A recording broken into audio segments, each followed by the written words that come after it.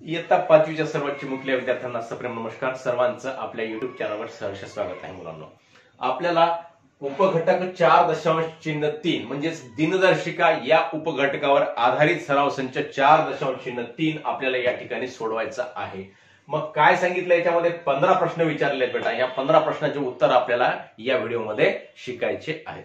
तर पहिला प्रश्न बघूयात मुलांनो. एका वर्षात 30 दिवसांचे एकूण किती महिने असतात? सर्व प्रश्न महत्वपूर्ण आहेत बेटा. सर्व प्रश्न आपण समजून घेतले पाहिजे आणि समजून घेण्यासाठी हा व्हिडिओ पूर्ण सुरुवातीपासून शेवटपर्यंत बघणं आवश्यक आहे. अशा प्रकारचे प्रश्न आपल्याला परीक्षेमध्ये विचारले जाऊ शकतात.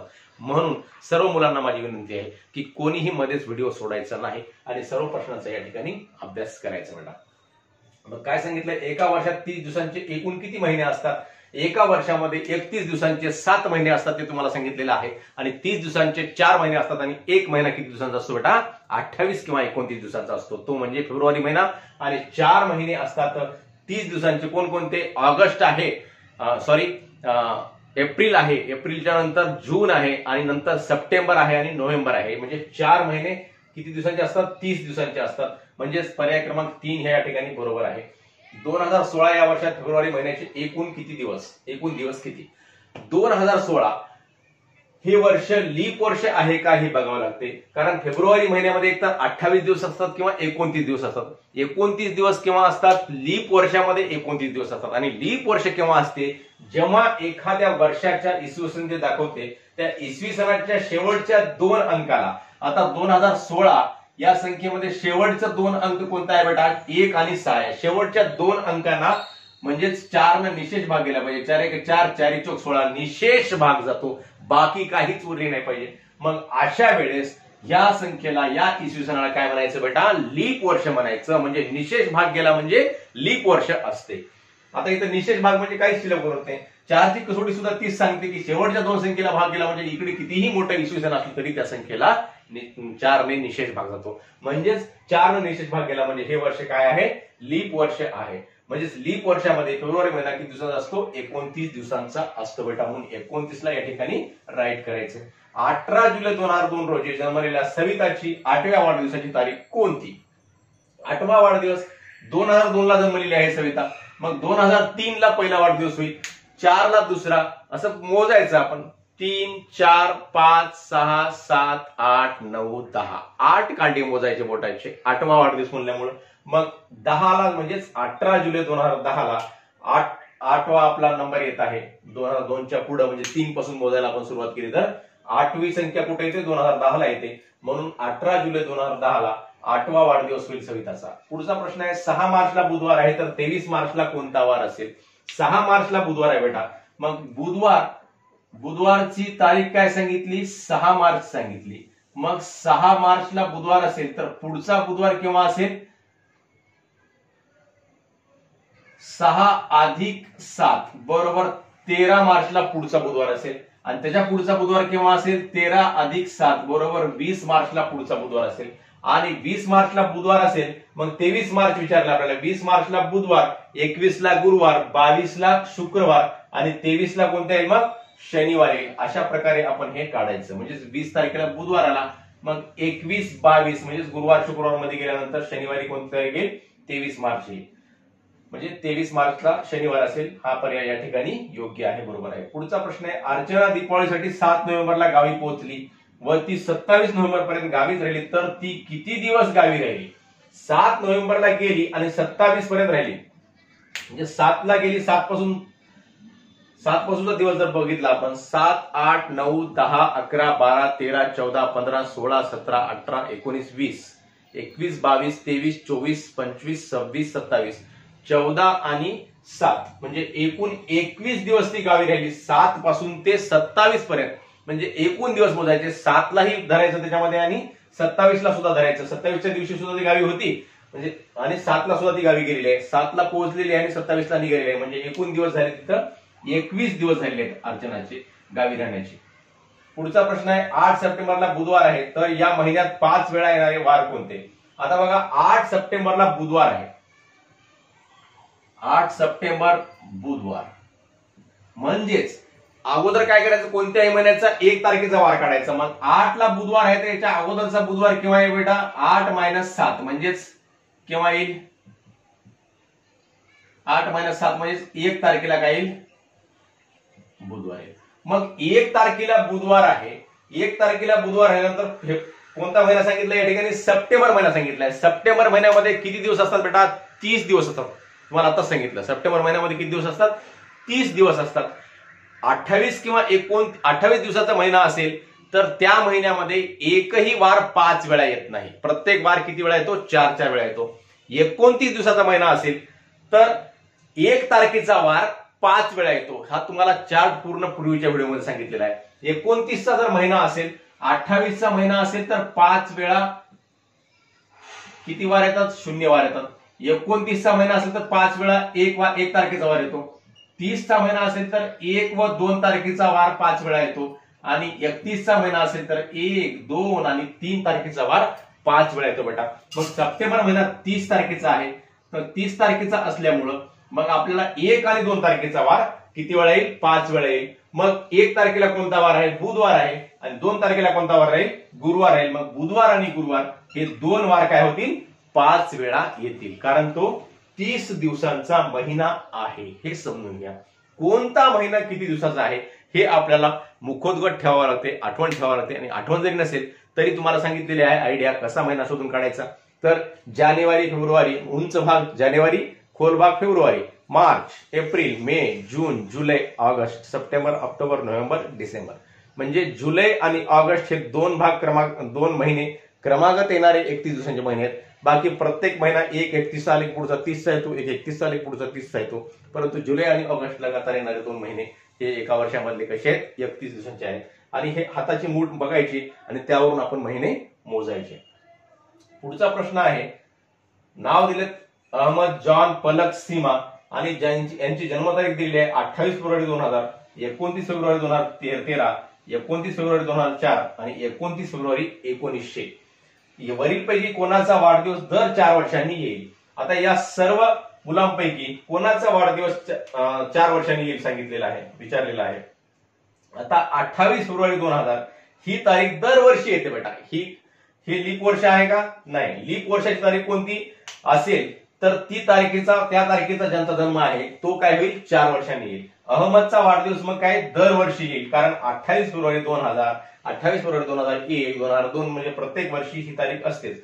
लीप वर्षाला 29 फेब्रुवारीची तारीख असते. मग 29 फेब्रुवारी 2013 ही तारीख सांगितली. परंतु 2013 हे वर्ष लीप वर्ष नाही. लीप वर्ष केव्हा असते? जेव्हा शेवटच्या 2 संख्येला 4 ने भाग जातो. जसं आपण इथं बघितलं. मग या 13ला 4 ने निशेष भाग जातो का? तर जात नाही. बाकी उरते 1. 4 × 8 = 4 × 3 = 12. 13 मधून 12 गेले, बाकी 1 उरली. मग हे लीप वर्ष नाही. मग या वर्षाला भागलं तर ह्या वर्षाला 4 ने निशेष भाग जातो.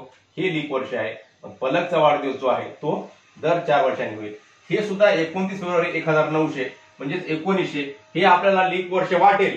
परंतु जेव्हा एकक आणि दशक स्थानी 2 शून्य असतात बेटा, 2 शून्य जेव्हा असतात तेव्हा या संख्येला 400 ने निशेष भाग गेला पाहिजे. मग 400 ने निशेष भाग जातो का बघा? 4 × 1 = 4, 4 × 1 = 16, 19 मधून 16 गेले तर बाकी उरते 3. म्हणजे या ठिकाणी निशेष भाग जात नाही. म्हणजे हे लीप वर्ष नाही. तर लीप वर्ष कोणाचं आहे? पलक जन्मलेले वर्ष लीप वर्ष आहे. आणि लीप वर्षाचा तो दिवस आहे 29 फेब्रुवारी. म्हणजे पलकचा वाढदिवस काय होईल? 4 वर्षानंतर येईल. म्हणून पलक हा पर्याय या ठिकाणी योग्य पर्याय आहे. लागलीच आपण पुढचे प्रश्न सोडूया.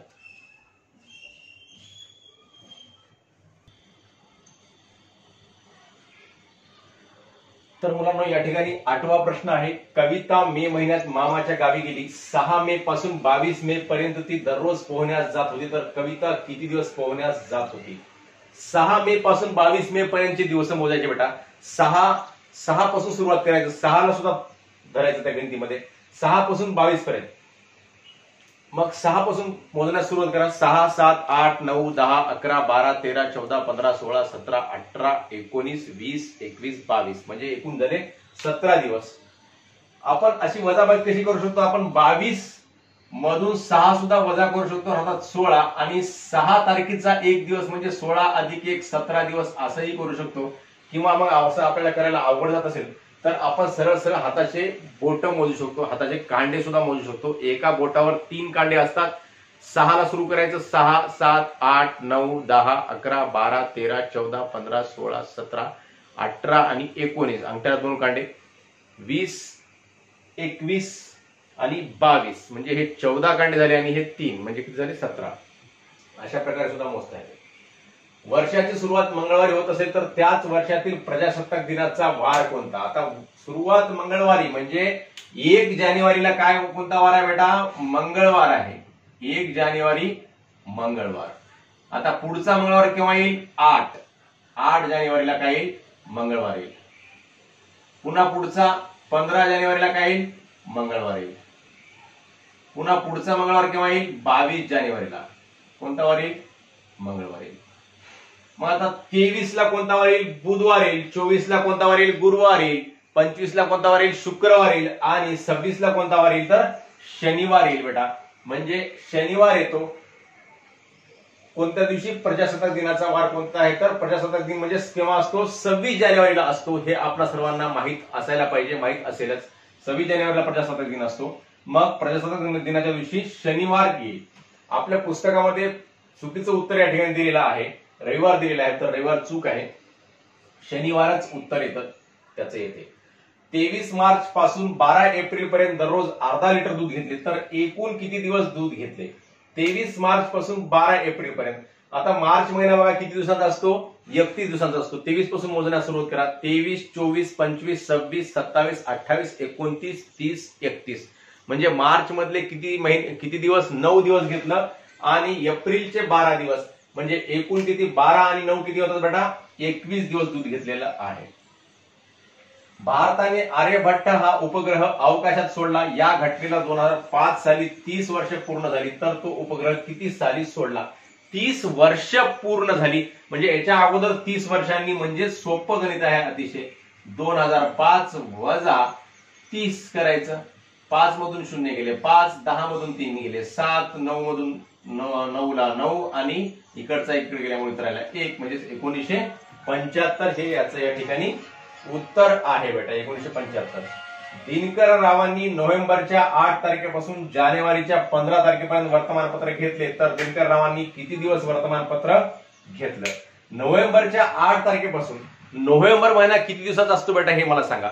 तर नोव्हेंबर महिना असतो 30 दिवसांचा. आणि 8 तारखेपासून सुरू केलं म्हणजे 7 दिवस सोडले नोव्हेंबर मधले. मग 30 मधून 7 काढले तर किती राहतात बेटा, 30 मधून 7 गेले तर 23 म्हणजे 8 पासून 30 पर्यंत घेतलेले आहे नोव्हेंबरच्या. म्हणजे नोव्हेंबरचे 30 दिवस, डिसेंबरचे 31 दिवस आणि जानेवारीचे 15 पर्यंत घेतलेला आहे. म्हणजेच जानेवारीच्या 15 दिवस. मग 3 आणि 1 4, 4 आणि 5 9, 2 आणि 3 5, 5 आणि 1 6 म्हणजेच किती दिवस झाले बेटा, 69 दिवस झाले.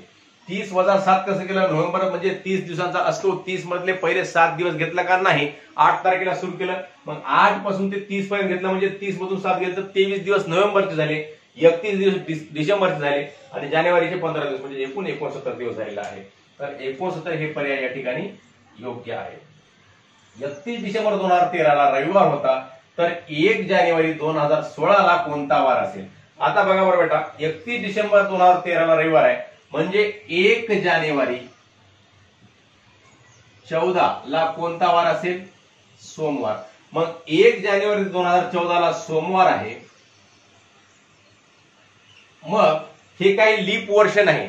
मग 31 डिसेंबर 14 ला सुद्धा कोणता वार असेल, सोमवार असेल. तुम्हाला काल सांगितलं पूर्वीच्या व्हिडिओमध्ये की ज्या वारानं वर्षाची सुरुवात होते त्याच वारानं वर्षाचा शेवट होते, केव्हा लीप वर्ष नसेल तर. म्हणजे सुरुवातीचा म्हणजे 1 जानेवारीचा वार हा किती वेळेस येतो, 53 वेळेस येतो एका वर्षामध्ये. बाकीचे सर्व वार 52 वेळेस येतात. मग 53व्या वेळेस हा 1 जानेवारीचा वार येतो. मग 1 जानेवारी 2014 ला सोमवार होता, तर 31 डिसेंबर 2014 ला सुद्धा सोमवार. मग 1 जानेवारी 2015 ला कोणता वार राहील, मंगळवार राहील. 1 जानेवारी 2015 ला कोणता वार राहील, मंगळवार. आणि 31 डिसेंबर 2015 ला सुद्धा कोणता वार राहील,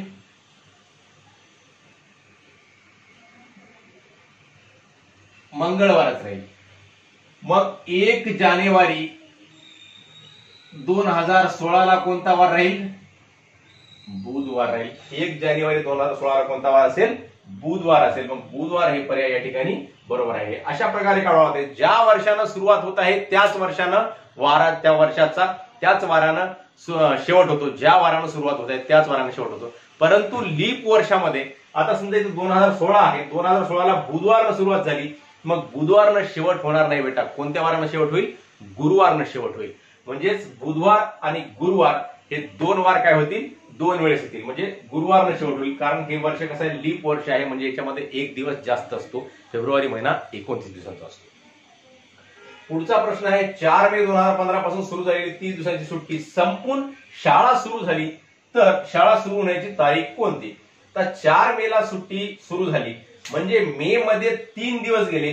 मे महिना किती दिवसाचा असतो बरं माय? तर 31 दिवसांचा असतो. 31 दिवसामधले 3 दिवस गेले बेटा. 4 मे पासून सुरू झाली म्हणजे मे महिन्यामध्ये किती दिवस भेटले सुट्टीचे? मे मध्ये 31 वजा 3 बरोबर 28 दिवस भेटले. आणि 30 दिवसाची सुट्टी आहे म्हणजे जून मधले किती दिवस अधिक जून मधले 2 दिवस म्हणजे 30 दिवस झाले. म्हणजे 1 आणि 2 जून पर्यंत सुट्टी भेटलेली आहे बेटा. मग शाळा केव्हा सुरू होईल? तर 3 जून 2015 ला शाळा सुरू होईल. म्हणजे 28 दिवस मे मधले आणि जून मधले 2 दिवस म्हणजे एकूण 30 दिवस झाले आणि 3 जून 2015 ला शाळा सुरू होईल. पुढचा प्रश्न आहे 2 जानेवारी 2016 रोजी मंगळवार आहे तर यानंतर 226 दिवसांनी कोणता वार असेल? बघा हा थोडासा किचकट प्रश्न या ठिकाणी विचारलेला आहे. 226 दिवसांनी म्हणजे 226 दिवस म्हणजे किती आठवडे होतात बरं? बघा बरं, काढा बरं. म्हणजे 226 ला काय करायचं? 7 न भागायचं. 7 एक 7, 7 दोन्ही 14, 7 त्रिक 21, 22 मधून 21 गेले, 1 उरले 16 झाले, 7 दोन्ही 14, 32 चा भाग गेला. 32 आठवडे आणि 2 दिवस. आता बघा बेटा 32 आठवडे व्हायलेत म्हणजे 32 आठवडे केव्हा कंप्लीट व्हायलेत?